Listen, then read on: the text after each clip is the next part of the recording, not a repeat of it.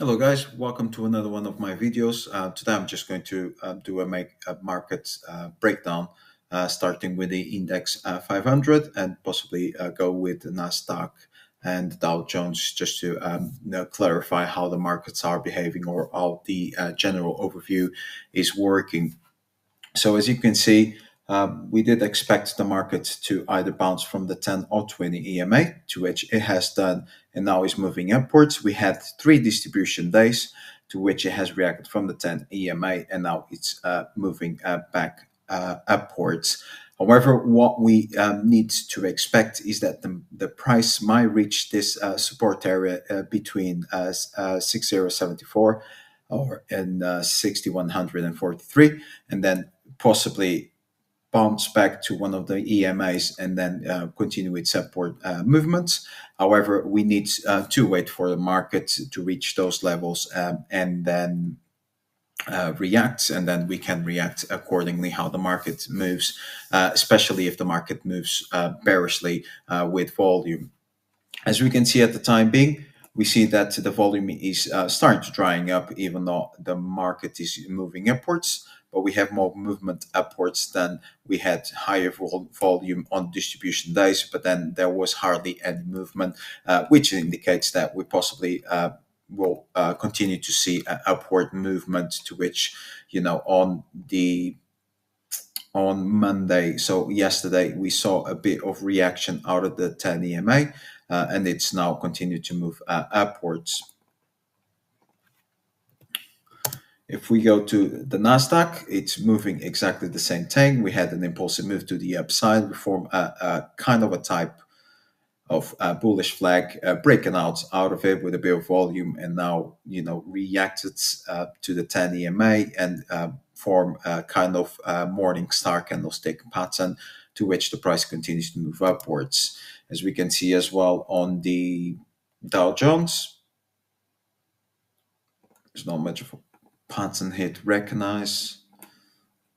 We do have kind of descending channel, breaking down after wicked three times the 10 EMA, even touched the 20 EMA, and now reacting upwards as well. And if we see New York's exchange, we have give or take the same pattern, to which means that these three indexes are in confluence, and therefore we are most likely going to see a continuation of the upward movement of the general market. However, with that said, we need to react accordingly how the general market reacts. So, for instance, if the S&P 500 does break this trend line with volume, we should be prepared to start adapting our strategy. So, like taking profits early or reducing the risks that we have in the market. But then at the same time, the price could just come to this support area, to which we still have marked, to which it has reacted to previously, and then move upwards. Or if the price does break this area, we still have this area of support area, to which could react from there. However, if it does break, instantly impulsive break, we are most likely getting into another bearish move, to which what we would like to do is that if this all breaks, we probably would see a correction pattern back up to one of these areas, and then reaction and move continuation to the downwards, which will mean that we are on another bearish move. As at the time being, those are the indexes. Now I'm going to break down some of my trades, to which today it's not the best looking. However, it is what it is. We trade according to our strategy, and that's what I'm going to break down. I had a bullish flag over here, to which I put on, excuse me. We did have an impulsive move, a reaction to the 10 EMA, reaction from the 10 EMA and this support area, to which he has reacted with volume. Therefore, I put this entry. And then we had a bullish flag over here, formation, to which then it break down. I entered this trade a little bit late, but still within my risk parameters, or stop loss quite decent as well, to which at the time being has moved impulsively to the upside, now forming another bullish flag.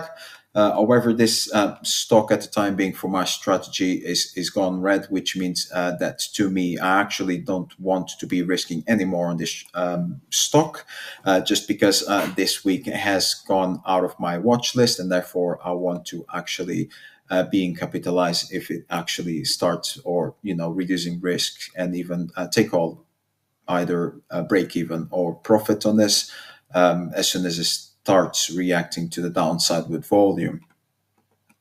We go Excel, to which I'm still, working on it. I'll still allow it to behave as it is at the time being, because at the same time it has had a big bullish move with volume. So with that said, it has moved away 16% on the weekly 10 moving average, and therefore we just need to allow it to breathe a little bit, to react, and then possibly set up another trade. If it does break this bullish flag, I will set up another trade, reduce the risk, move all the stop losses to here, and if it actually touches, I'll have one of the risk, which it will be at the loss, but then I will be at profit overall.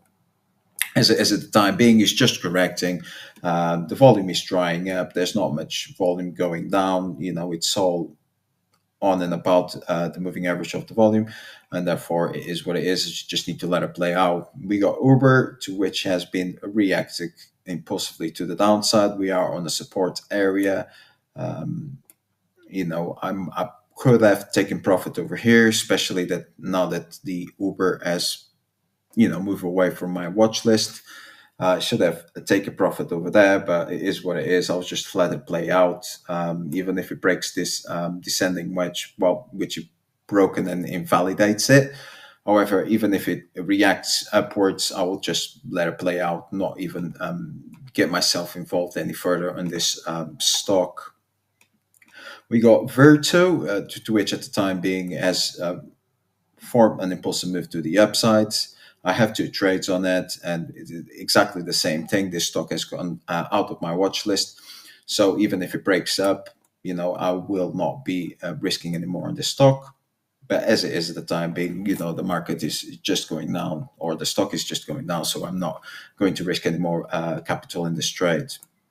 We got Village Supermarkets, to which is behaving quite well. But I'm waiting for the first trade to hit 25% of profit, and if it does, I will just take profits on this trade, because it's another stock to which has gone off of my watch list. I will stop repeating that. It's probably starts to get boredom.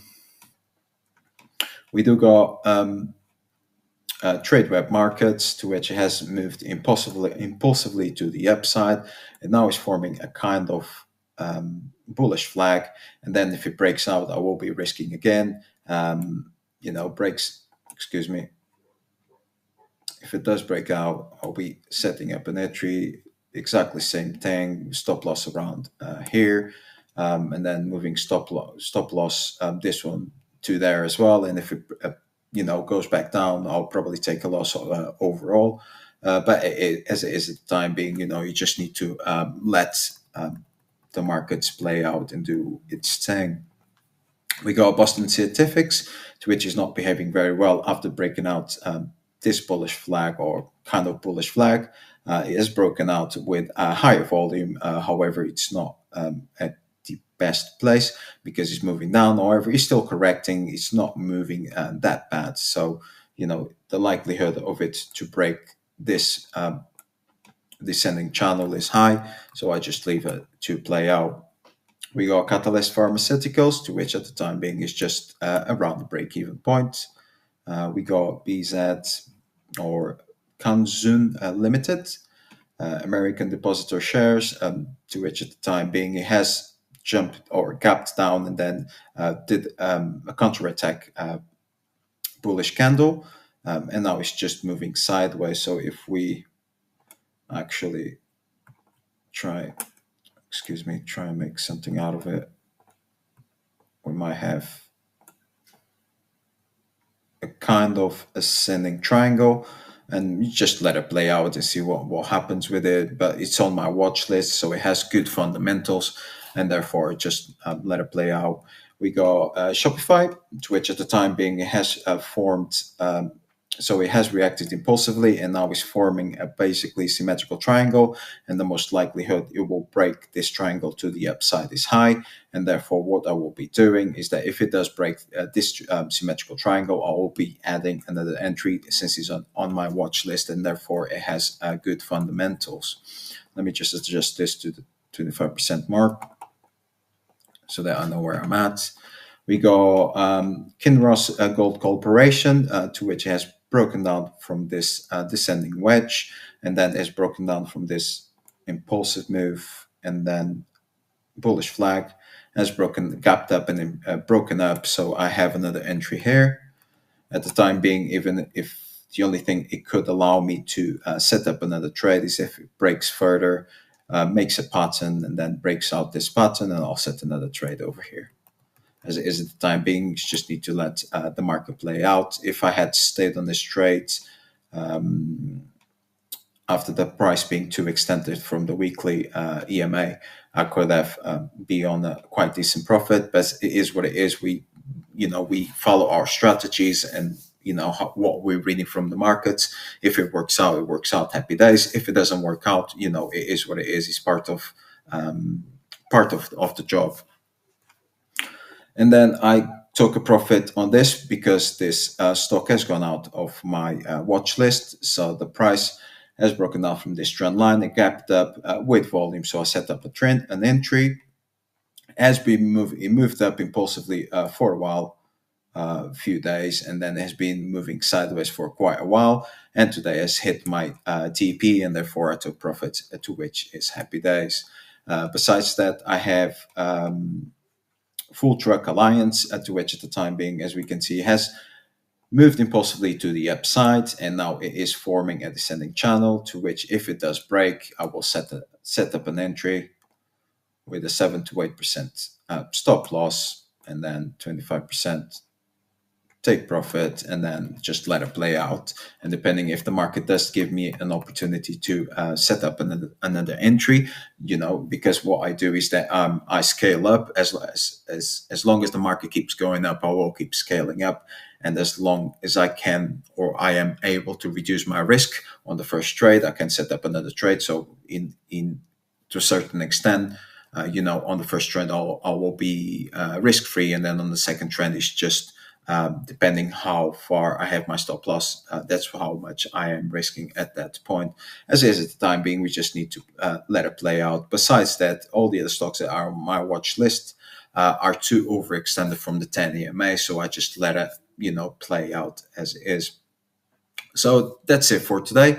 Thank you very much for watching another video of mine. Hope you enjoyed, and if you have any insights or any questions, so please comment down below, subscribe to our channel, and thank you very much for watching. Thank you.